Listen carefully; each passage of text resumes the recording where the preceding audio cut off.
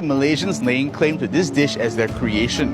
Dengan mengklaim budaya Indonesia, Malaysia ingin menunjukkan bahwa budaya Malaysia sama tuanya dengan budaya negara Indonesia. Songket dan batik, kedua-dua ni bukan sekadar kain, sejarah.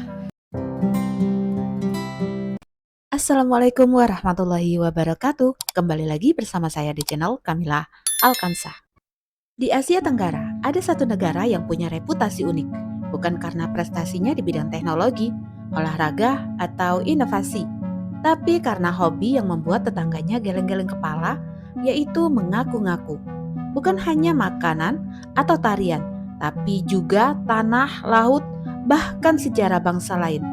Inilah awalnya julukan yang kini sudah dikenal luas, Maling Sia, singkatan dari Maling Asia. Loh, kok bisa ya? Eits, jangan marah dulu. Julukan ini bukan muncul kemarin sore. Kisahnya panjang, penuh kontroversi, dan entah mengapa terus berulang.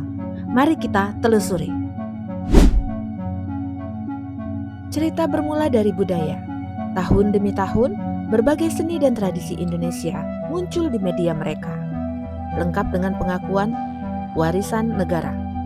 Tarian pendet dari Bali, yang biasanya disambut dengan taburan bunga untuk tamu kehormatan, tiba-tiba muncul di iklan pariwisata mereka tanpa izin. Reog Ponorogo, kesenian khas Jawa Timur dengan topeng besar dan cerita rakyat yang sakral, diklaim sebagai warisan milik mereka. Belum lagi baju adat Minangkabau dengan luasnya ditampilkan di ajang pesta kecantikan Miss Cosmo 2024 dan mengatakan ini dari Malaysia. Lalu ada batik yang diakui UNESCO sebagai warisan budaya Indonesia pada tahun 2009. Sebelum pengakuan itu, perdebatan sudah memanas. Bahkan, angklung, alat musik bambu asal Sunda pun ikut masuk daftar klaim. Dan kalau bicara makanan, ini daftar yang panjang. Rendang, sate, tempe, hingga cendol. I'm very sorry, Malaysia. Chendol is not yours, and it's not ours to Singapore. Chendol clearly belongs to Indonesia. One reader chides CNN Travel saying you should be more sensitive about the culture in this region. Chendol is not from Singapore. Another Malaysian reader says this is a horrendous claim and that it is terribly inaccurate. And yet another Malaysian took to Twitter to declare, don't mess with Malaysian food. Chendol is from Malaysia, not Singapore. But in the midst of the ruckus, another spanner was thrown into the works. Quite a few readers said that the fight really isn't between Singapore and Malaysia. Chendol actually came from Indonesia. So did Indonesia invent chendol? And if they did, why are the Malaysians laying claim to this dish as their creation?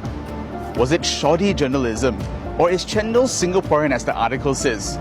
Now, however this food fight ends, I think it's going to be a yummy investigation. Batik is from Indonesia. You can search. All right, let's look it up, bro. Where is batik from? Where is batik from? Okay, I keep spamming this. Batik originated in Indonesia.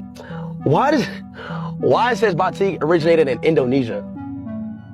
On Google. There are two types. The one that they give you is floral. Floral and abstract is Malaysia. Indonesia is animal. The picture of animal. Fauna. Look up Indonesia batik. Bro, I looked up where's batik from. Batik is Malaysian. So batik is Malaysian? Malaysian. Originally from Malaysia. The floral one. Why does Look up a picture. Look up a picture of Indonesian batik. is batik from Malaysia or Indonesia? The art of batik is highly developed on the island of Java, Indonesia. Kalau soal budaya masih bisa dibilang perebutan lunak. Urusan wilayah justru jauh lebih serius. Pulau Sipadan dan Ligitan lepas ke tangan mereka setelah sengketa internasional. Lalu muncul klaim sepihak terhadap perairan Ambalat di Kalimantan Timur. Dan setiap ada pembicaraan soal batas maritim, tensi politik memanas. Bisa tonton video saya sebelumnya. Baru-baru ini, songket Palembang, kain tenun mewah yang lahir dari peradaban Sriwijaya sejak abad ke-8 Masehi, disebut-sebut sebagai bagian dari warisan mereka. Kain tenun mewah dengan benang emas dan perak berasal dari Melayu ini, khususnya Palembang, Sumatera Selatan, dan telah menjadi bagian penting dari warisan budaya Melayu, termasuk masuk Indonesia. Asal-usulnya terkait erat dengan Kerajaan Sriwijaya yang pusatnya berada di Palembang, serta pengaruh perdagangan Cina dan India. Songket Palembang diyakini sebagai salah satu yang tertua dan paling terkenal. Tradisi menenunnya diwariskan secara turun-temurun dengan teknik khusus.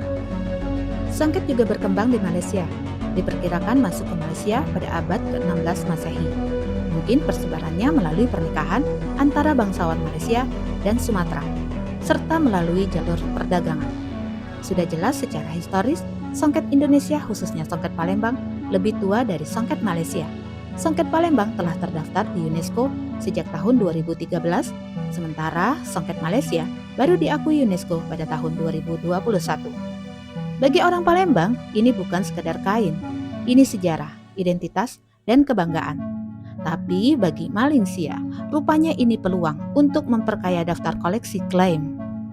UNESCO sudah memberikan warisan tak benda kepada Malaysia, negara jiran, negara tetangga kita, untuk songket sebagai warisan tak benda. Lagi-lagi ya, kita merasa macam-macam lah, bercampur aduk. Apalagi songket itu kan banyak sekali di Indonesia. Kita merasa itu punya kita, bukan punya orang lain. Ya, apalagi saya berasal dari Palembang, di mana songket Palembang adalah salah satu songket yang sangat diakui keindahannya. Lagi-lagi hubungan kita dengan Malaysia selalu diwarnai dengan satu suasana yang merasa bahwa Malaysia beberapa kali mengakui punya kita. Ya, dulu sempat rasa sayangi, sempat batik diklaim, kemudian beberapa yang lain-lain tuh diklaim oleh negara tetangga kita. Sebenarnya Malaysia itu dulu adalah bagian dari Indonesia. Kita serumpun lah. Kalau kita ke Malaysia, sebagian besar penduduknya itu adalah keturunan Indonesia. Banyak orang Jawa di situ, banyak orang Bugis, banyak orang Padang. Ada salah satu kerajaan di Malaysia itu juga saya pernah bahas, rajanya, sultannya itu adalah orang-orang keturunan Indonesia. Jadi kalau makanan kita, kesenian kita, kerajinan kita juga dibuat di sana, itu memang tidak bisa dihindarkan. Nah, masalahnya klaim-mengklaim ini, Mari kita sama-sama rawat kebudayaan Indonesia. Mari kita cintai dan kita dukung senimannya. Dan pemerintah, baik pusat ataupun daerah, untuk bisa lebih memperhatikan seniman-seniman di seluruh Indonesia. Sebelum budaya kita diambil dan diakui oleh negara lain, khususnya negara tetangga yang selalu mencari celah. Julukan ini lahir dari frustasi publik. Setiap kali ada kasus klaim, gelombang sindiran membanjiri media sosial. Maling Asia menjadi kata kunci, lalu disingkat menjadi Malingsia. Awalnya hanya di forum internet, tapi lama-lama masuk ke berita, konten video, bahkan dijadikan bahan lawakan di acara televisi. Bagi sebagian orang, ini hanyalah gurauan, tapi bagi yang memahami sejarah, ini adalah bentuk protes. Sebab identitas budaya adalah bagian dari harga diri bangsa. Indonesia tidak diam. Protes resmi pernah dilayangkan lewat jalur diplomasi. Seniman, budayawan, hingga masyarakat biasa bersuara. Netizen pun berperang di media sosial, membanjiri unggahan mereka dengan bukti sejarah dan sindiran kreatif. Dunia pun mulai memperhatikan. Kasus demi kasus membentuk citra yang sulit dihapus. Citra negara yang kurang kreatif dalam mengangkat budaya sendiri, sehingga harus meminjam dari tetangga. Tekstil indah, songket dan batik, kedua-dua ni bukan sekadar kain. Ia adalah kanvas yang menggambarkan kehalusan seni, sejarah dan jiwa Malaysia, melambangkan kepelbagaian dan juga kreativiti yang mendefinisikan kita sebagai sebuah negara. Ini daftar alasan kenapa negara Malaysia suka klaim budaya negara Indonesia. Daftar pertama, salah satunya adalah kesadaran budaya di negara Malaysia yang sangat rendah. Masyarakat Malaysia mungkin tidak menyadari bahwa budaya yang mereka klaim adalah budaya milik negara Indonesia. Daftar kedua, dengan mengklaim budaya Indonesia, Malaysia ingin menunjukkan bahwa budaya Malaysia sama tuanya dengan budaya negara Indonesia. Malingsia bukan sekadar ejekan.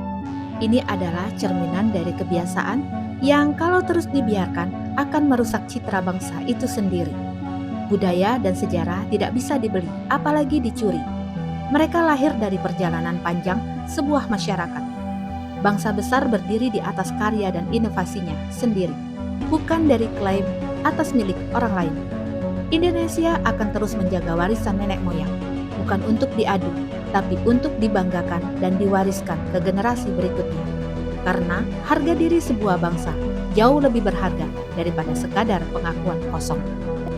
Thanks for watching. See you on the next video. Assalamualaikum warahmatullahi wabarakatuh.